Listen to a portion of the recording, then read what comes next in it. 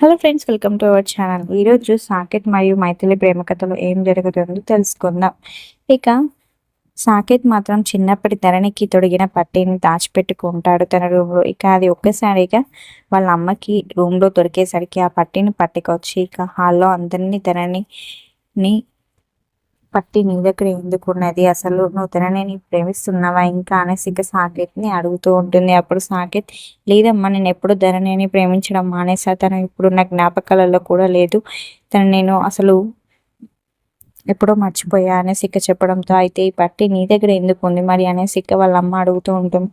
ఏమో అమ్మాయి, ఏదో బై మిస్టేక్లో ఉండవచ్చు, అంతే తప్ప నేను అయితే తనని ప్రేమించట్లేదు అనేసి ఇక చెప్పడంతో ఇక సాకేత్ వాళ్ళ నాన్న మాత్రం, నువ్వు ధరని ప్రేమించకుంటే ఇప్పుడు చందన్ని పెళ్లి చేసుకుంటా అనేసి ఒప్పుకోలేదంటే మేము ధరణిని నువ్వు ఇంకా ప్రేమిస్తున్నావని నమ్ముతాము, లేదంటే నువ్వు చందన్ని ఖచ్చితంగా పెళ్లి చేసుకోవాల్సిందే అనేసి ఇక అనడంతో ఇంకా సాకేత్‌కి ఏం చేయాలో అర్థం కాక ఇక మౌనంగా ఉండిపోతాడు. అంతలో ఇక హరిశ్చంద్ర ప్రసాద్ మాత్రం ఇక మైథిలి వైపు ఇక సాకేత్ వైపు చూస్తూ ఉంటాడు. వీళ్ళిద్దరు పెళ్లి చేసుకుంటే బాగుంటుందనేసి ఇక తన మనసులో అనుకుంటూ ఉంటాడు.